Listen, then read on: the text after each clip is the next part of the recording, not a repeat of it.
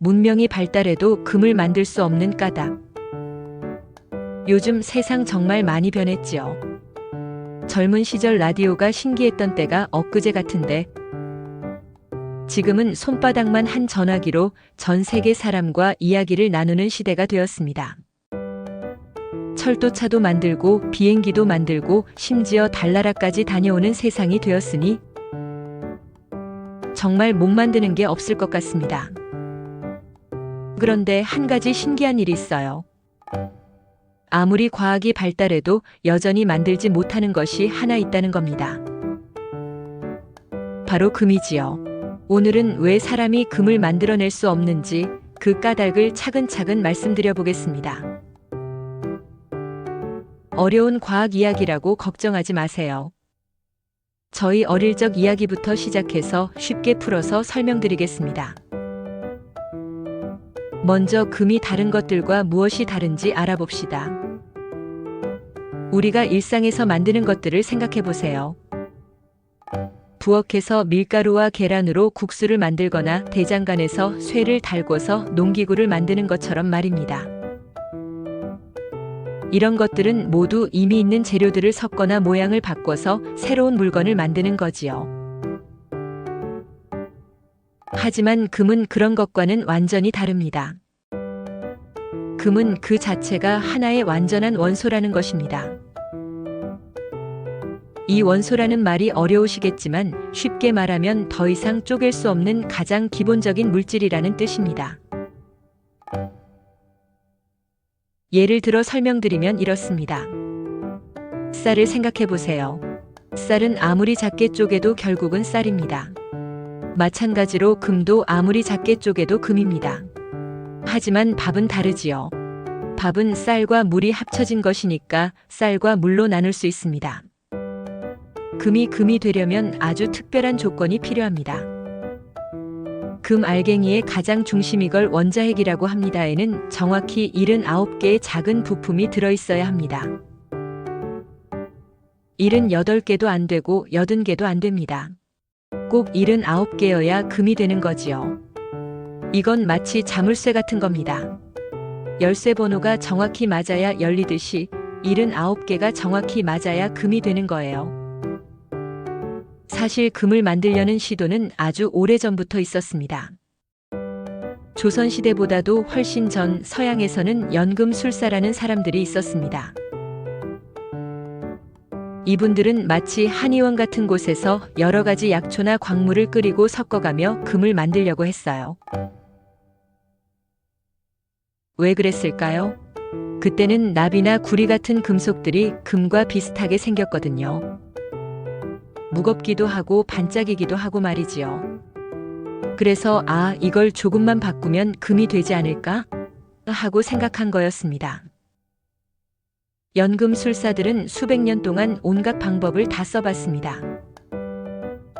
납을 크게 끓여보기도 하고, 이상한 약을 넣어보기도 하고, 달이 뜰 때 실험해보기도 하고, 하지만 아무리 해도 금이 나오지 않았어요. 왜냐하면 그들이 할 수 있는 방법으로는 금 알갱이 가운데에 있는 79개 부품을 만들 수 없었거든요. 이건 마치 호미로 우물을 파려는 것과 같았던 셈이지요. 하지만 이분들 덕분에 좋은 일도 많이 생겼어요. 여러 가지 실험을 하다 보니 약 만드는 법이나 금속 다루는 법을 많이 배우게 되었거든요.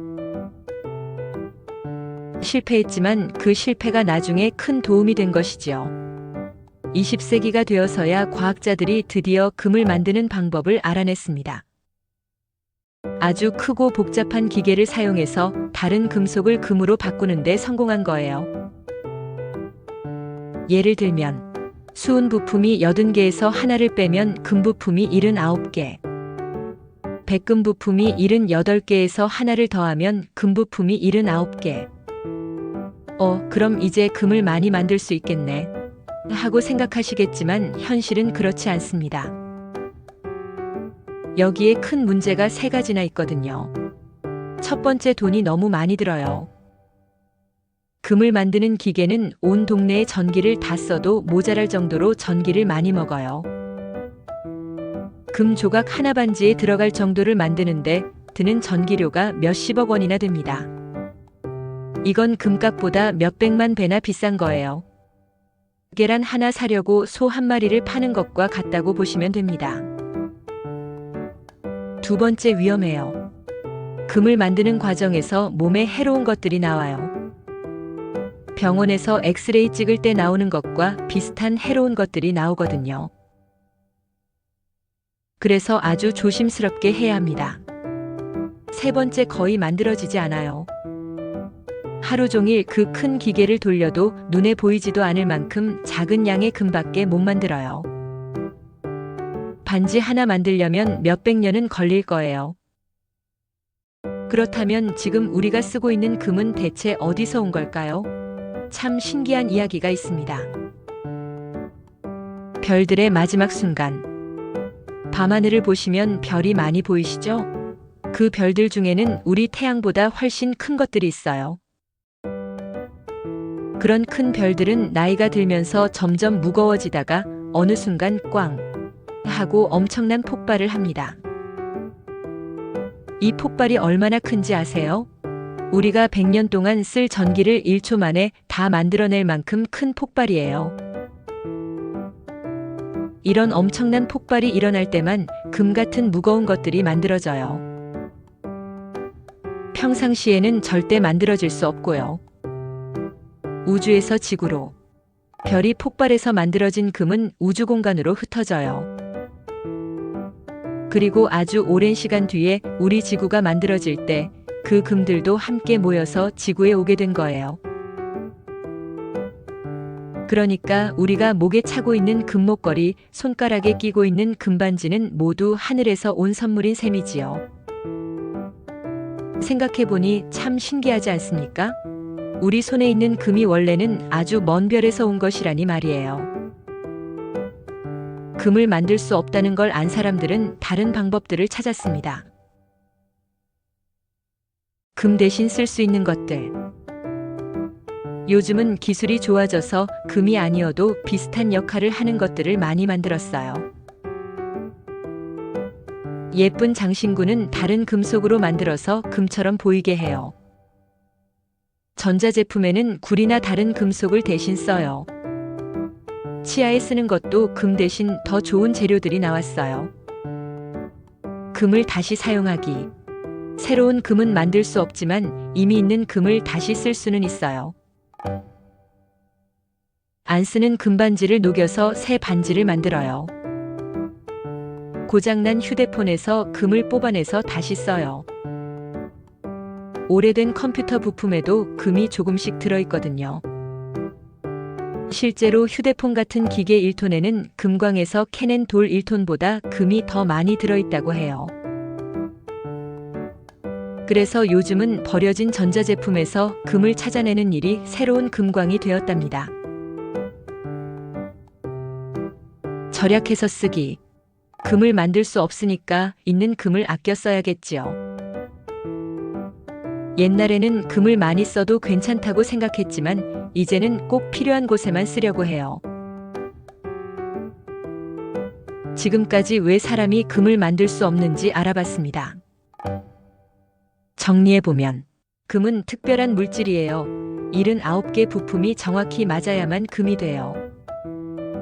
옛날 연금술사들도 실패했어요. 그때 방법으로는 불가능했어요.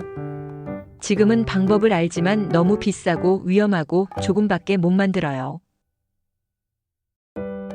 금은 하늘에서 왔어요. 별들이 폭발할 때 만들어진 거예요. 그래서 우리는 금을 아껴 쓰고 다시 쓰고 다른 걸로 대신해요. 어쩌면 금을 못 만들다니 아쉽다고 생각하실 수도 있어요. 하지만 저는 이게 오히려 좋은 일이라고 생각합니다. 만약 금을 흔하게 만들 수 있다면 금이 지금처럼 귀하고 특별할까요? 아마 그냥 흔한 금속이 되었을 거예요. 금을 만들 수 없기 때문에 금은 더욱 소중하고 특별한 의미를 갖는 거지요.